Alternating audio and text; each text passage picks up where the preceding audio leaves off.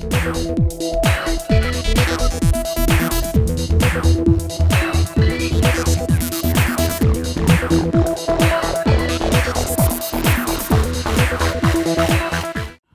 wanted to start off by asking you to give a very broad overview, I think they call it the elevator pitch in the business, about what is being done to reform the education system at the moment.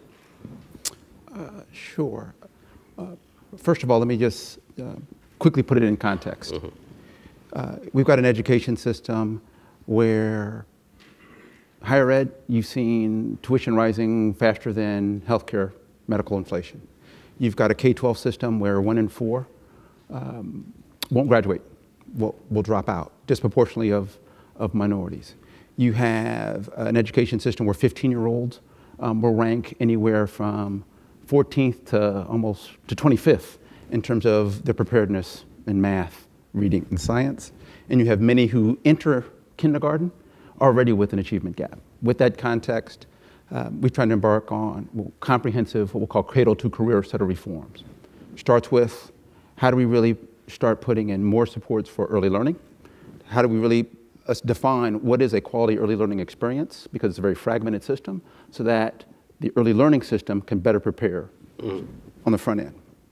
In K-12, it started with, how do we support states' effort to raise the standards, the academic standards, to in fact be internationally kind of relevant and competitive, because today that doesn't exist.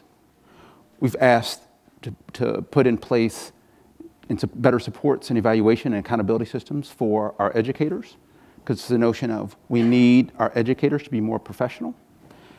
How do we put in place data systems? Because this is going to be a continuous improvement process, something that we see oftentimes in other industries. So how do you have real data so you can have data-based decision making? And while we're doing all that, we targeted the failing schools, the dropout factories, and the lowest performing schools, recognizing 2 things. One, there's no way we're going to ultimately reach the president's goal of leading the world in terms of percentage of young adults who have post-secondary degrees unless we address the worst of the worst schools in this country, as well as not enough Americans, frankly, understand and believe that you can truly make a difference in some of these schools. And then on higher ed, we've said, how do we in fact ensure accessibility and affordability? And so we've expanded in terms of the Pell Grant program, and in this case, enabling almost a 50% increase, almost 9 million new recipients of Pell Grants, which is monies that are targeted towards lower income families and students, enabling them to attend college. And so that has been our comprehensive agenda at a kind of a 50,000-foot level. I get the sense that one of the problems with big countries is that they tend to be very introspective. Do you think that America is aware of how intense the competition is globally for educational leadership, and how in many areas it's actually not at the forefront in the way that it perhaps was in the 1950s and 60s? I'd say not enough, and I'd say it's been a real challenge and part of our mission. In part of my role, I participate a lot and travel frequently, visiting my counterparts all around the world. And purposely, I focused on some of the higher performing systems in growth economies. So China, both Shanghai, Beijing, Hong Kong, Singapore, Korea, Japan, Brazil. And when you look at not just the performance of these systems, but the commitment to continuously improving their current state, the understanding both of the business community as well as the parent community about the importance of education. When you come back here, you realize that not enough of American citizens, not enough of, frankly, even in business, that there's an awakening, but really do appreciate the fact that we are 16th in the world in terms of college graduates. Right? And at once we led the world, we're not there. Not that long ago. And so they don't understand. We think about the U.S. as a country, and the reality is the bulk of financing and clearly, really the dominant share of education policy, like what's the standard, what are the graduation requirements, what's the curriculum, what's the length of the school day, what's the length of the school. All the fundamental K through 12 policies are not set at a country level. Right. They're set at the state level. And we need to bring that perspective. So it's not how's the U.S. are doing, quite frankly. It's how's New Jersey doing? How's Georgia doing? How's Nevada doing? Those are the questions that people in those states need to be asking, and that need to be asked in a global context. Are there any states that are doing particularly well? And if they are, how do you spread their success, their wisdom? How does the laboratories of democracy work? Yeah, I think some states are doing well if you look at, but very, very few, quite frankly, when you really measure it against a global scale. And so in the economy, we know that STEM, science, technology, engineering, and math, related fields and professions are growing at a faster rate, and we are undereducating, right, our young folks to be prepared in those fields. Well, so if you said, what about advanced proficiency in math? There'd only be one state of 50 who's in the top 10 internationally. That would be Massachusetts. So again, not enough states really are real symbols of what is excellence. But to your question about how do we kind of share those, what we've been trying to do, and I think a great example is this notion of Common Core. Right. And so here what you had is governors and their state education agencies come together that says, we would benefit from developing a set of standards that are going to ensure we're globally competitive. And frankly, I think it was wise in that they recognized the political dynamic, that we will be stronger if we do this collectively. So for a variety of reasons. One, because we have a very mobile population in this country. And so it shouldn't matter if you grow up in Indiana and then if you move or go to college in Illinois, all of a sudden you're not competitive, you need remediation. That doesn't make sense. The other thing that's important is when you raise the standards, you can only imagine that the gap against those standards in the immediate term is going to widen. More students are going to be underprepared against a higher standard. What we've seen when that's played out in this country is that leads to political backlash. That actually leads to people saying, wow, how could that be? And too often, and what we've seen, and part of this in the context of No Child Left Behind, states then have lowered their standards in response to the political pressure of how do I deal with a disappointed electorate. And the reality is, no, you need to keep the standards high. You cannot mislead parents and students saying that they're in fact competitive when we know 40% need remediation of those who graduate high school and go on. And instead, what you need to do is tolerate the transition of the gap will widen, but then reorient towards the higher performance standard. Now, we get this sense that America is not doing as well as it ought to be internationally in terms of its competitiveness.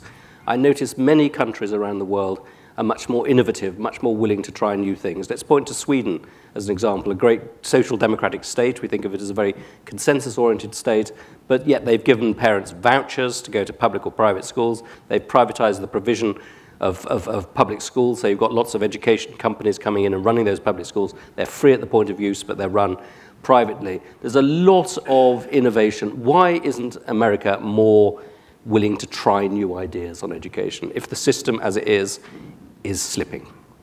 I mean, I think it's a great kind of question, concern, and something we need to change. First of all, part of it is not enough people understand the scale of the problem and the sense of urgency. And so there's not enough demand for innovation. And so one of the things we say is, regardless of your views, left, right, management union, everybody should be saying, we need more, better, faster. The status quo is not going to get us there. There's not enough demand for innovative approaches. That's one.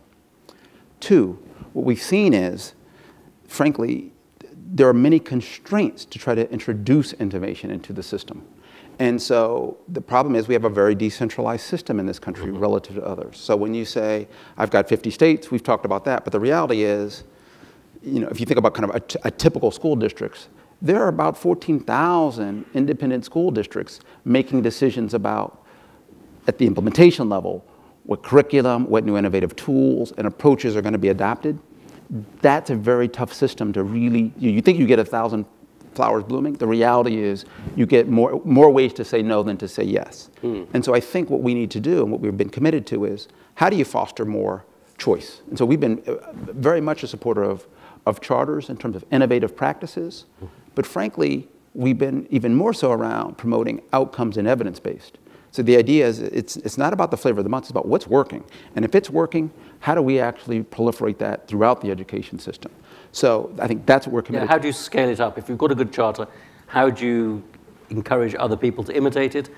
Could you get collections of schools all being run by one super head or one super administrator who could spread best practice in some way? How do you get from a good school to a good system? I think it's It's hard to do, Yeah. right? And frankly, I mean, I've spent a lot of time, in fact, the vast majority of my career in the private sector. And in some ways, the challenges are no different when you think about a private sector enterprise that is decentralized in its operation. And it's about what's the leadership look like, right? And a decentralized, can they actually lead and drive consistency and a high quality service offering? I think that's the same challenges that if you say, what does a charter management organization or a large education services company face? It's how do I actually deliver high impact, again, based on the outcome, not based on the input, but based on the outcome, high impact services in Florida, the same as I do in Tulsa, the same as I do in Peoria, Illinois, right? The answer may be different given that what I'm dealing with in those, but how do I ensure I'm getting the results? That's been the challenge. And so I think that's what we need to be promoting more. What we did is we took about $650 million. That's what we call our investing in innovation, and it was just that. We said, hey, there's 3 categories. How do we think about innovation where we need new innovative practices that are not proven? But how do we differentiate how you think about investing in that versus what we call things that seem promising, but you need to take to the next level and improve them versus scale up? And so I use the investing analogy. It's analogous to startups, right, versus growth capital versus kind of the blue chips. And so not enough of our investment is geared in terms of thinking about it as a portfolio. We should be focusing more on things that are proven to be effective, putting our resources behind those and taking those to scale, and putting kind of real evidence and data systems in place so we can understand what is working and what's not. Now, one very good story about American education is that girls have been doing better and better and graduating from universities at a higher rate than ever before. The bad side of that story is that boys are not doing as well. There seems to be a crisis in the education of boys, particularly boys from what we in Britain would call the working class. What are you doing to address that? I mean, this is a real challenge, and I'm not sure we've cracked the code on this. I wouldn't want to represent that by any means.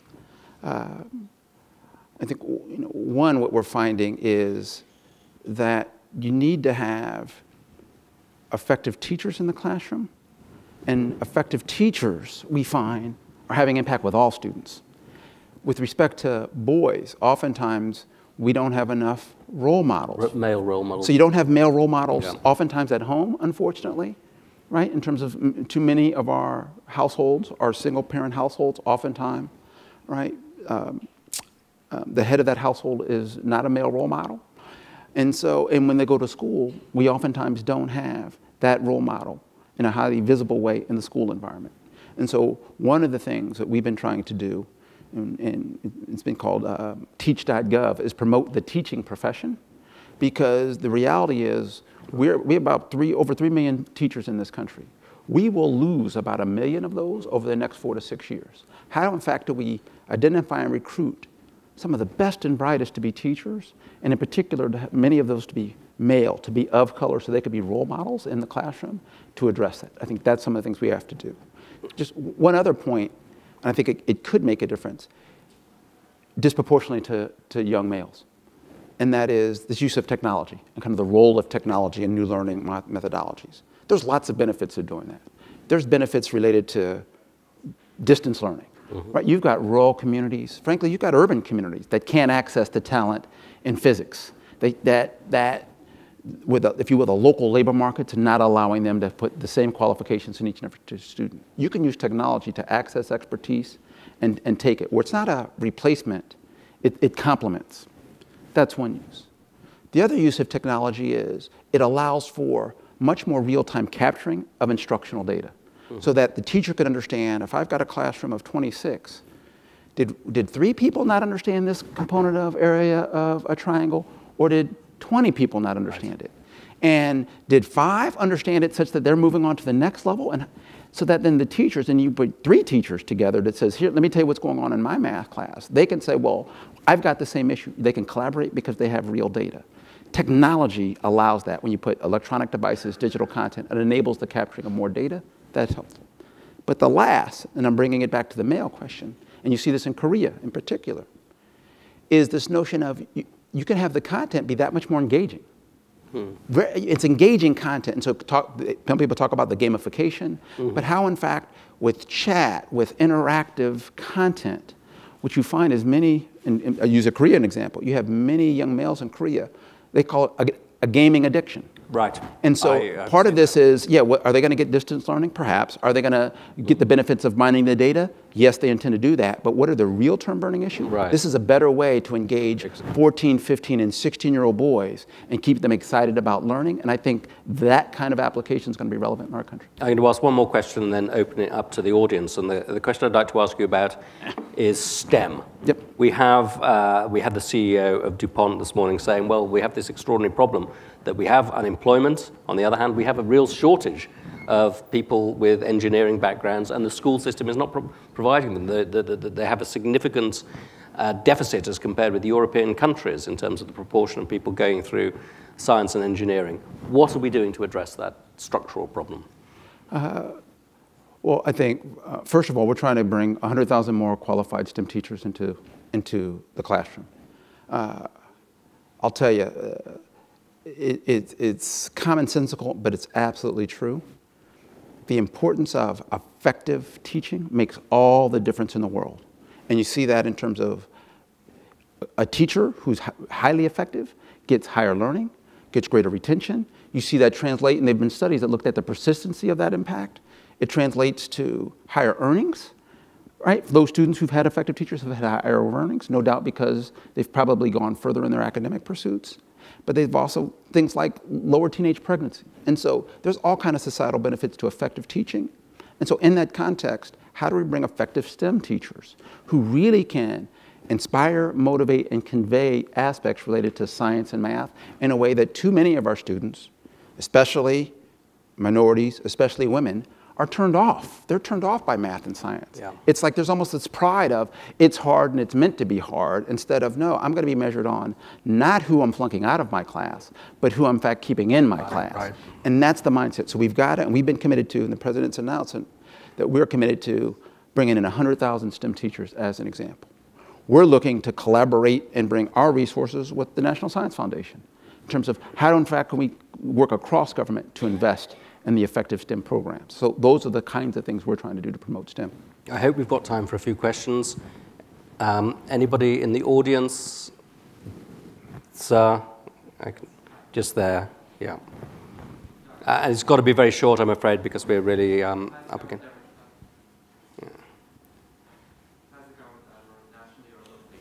Thought of having private successful entrepreneurs or academics go into the high school or K-12 education and be a guest lecturer for perhaps a semester or even a week at a time? So nice question. The answer is yes. Let me break it broadly. There's a notion of, at the highest level, alternative certification. Basically, states determine, right, what are the requirements for somebody to come into the classroom. And what we've been promoting of what we call alternative certification models, where it's not just you have to have a degree from a teaching college or university.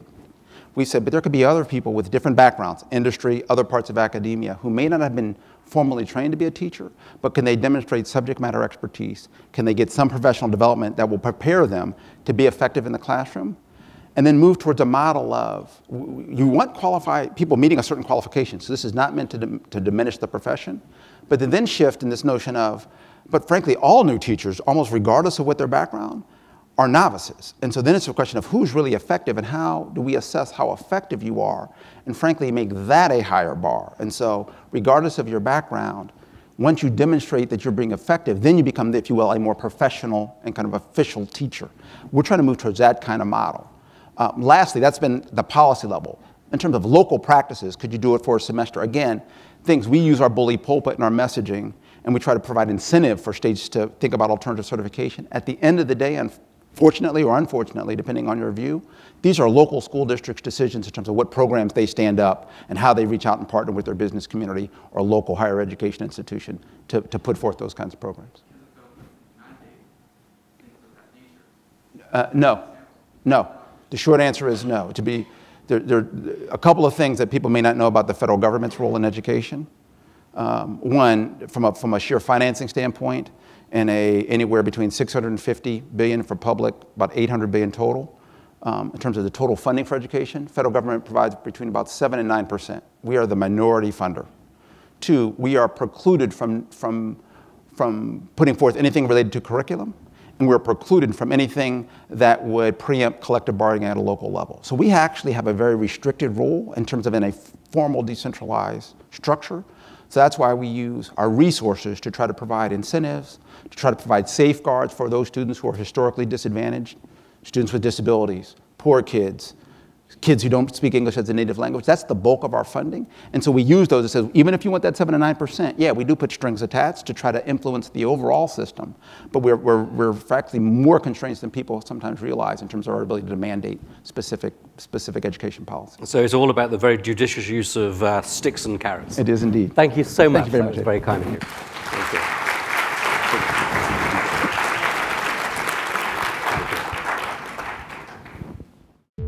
Thank you.